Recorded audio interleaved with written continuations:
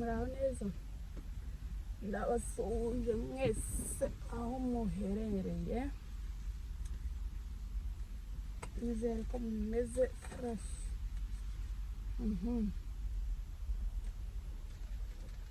Nanjye meze neza, ndashima Imana. Mumeze gute guys? Murakomeye? Murabona my hair cut, do you guys like it? Nariyogoshesheje nyakuyeho isatumba y'umusatsi nari mfite. I'm feel free right now. Ntakibazo mfite ngubu muri sama. Hije nayo kabisa. Mumeze mute rero? Murakomeye? Jewe meze neza buke. Nari nagwaye guys, nari nagwaye iryinyo. Yego mwana, noneho rirangije.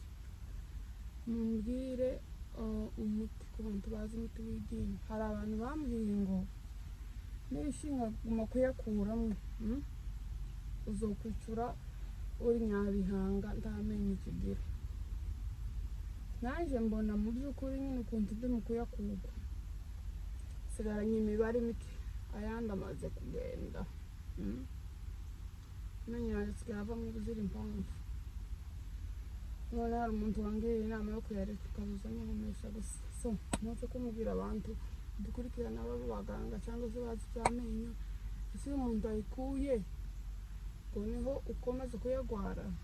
Cyane please mumbwire muri commentaire. Rero n'ababuze ababo ndabihanganishije, ndabizi muri iki gihe kigoye, hari impfu nyinshi zitandukanye. Nanjye nabuze kaka, shangazi wa papa ndamwihanganishije, na sokuru babuze sister wabo. My condolences to the family. Pole kabisa ku bavukanyi cyangwa se ku bavandimwe mwabuze. Imana ibahe gukomera no kwihangana, turabihanganishije kabisa. Imana izakomeza ibagirire neza, n'abandi bose bagiye babura abantu muri iyi minsi. Iki cyumweru hari abantu benshi babuze ababo, ariko mwese muri rusange tubahaye pole. Rero bavuga ngo hari igihe cy'ibyiza n'igihe cy'ibibi. K'uyu munsi njyewe ejo tariki ya mbere nibwo nabonye izuba, nibwo navutse. Guys, wish me happy birthday. Mwifurize isabukuru nziza n'abo twavukiye rimwe. Umwishywa wanjye hariya ariyizi, mama dogo nako umwishywa, byose hamwe twavukiye umunsi umwe ariyizi. Happy birthday, happy early birthday, kubera ko itiragera sigaye amasaha, turabarira amasaha gutya, sigaye amasaha makeya ngo anniversaire yacu ibe. Rero mutwifurize isabukuru nziza, isabukuru nziza. Ndaza gushyiraho kashapu munyoherereze, ngore keke kabisa.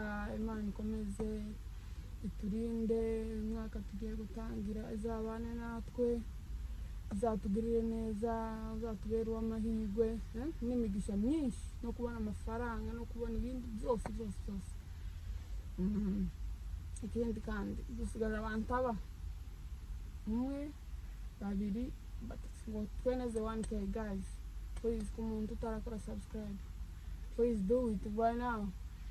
Ngeze anniversaire ku itariki 1/5 nagejeje 1K. Ndabizi ko muri benshi mutarayikora mudukurikirana, so let's do it. Kore subscribe, iyo ni gift zoba mpaye wowe utarayikora ureba video. Sigaje abantu batatu ukanda aho nyine uku 1K bigeze. Iyo ni gift zoba mpaye ya anniversaire yanjye, so ku batarayikora nimuyikore nyine za 1K. Urumva ko izo gift ya mbere ikora anniversaire 1K. I'm gonna be happy guys. Umuntu utarayikora nayikore kugira ngo dukomeze. Ariko icyo nashakaga kubabwira ni icyo cy'amenyo. Ku bantu babihugutse mu by'ukuri babizi, amenyo arantesheje. Rero mumbwire umuti. Ese nkomeze nyakure? Uko nyakura niko n'ayandi afatwa. Ese nyareke nyahomeshe? Please tell me muri commentaire mubimbwire. Ikindi kandi anniversaire yanjye Guys, my sisters, my brother, my uncles, cousin, auntie, everybody, my friends, I need your gift. I need your gift. So, thank you so much, guys, for watching this video. Muhe like, mu sharing.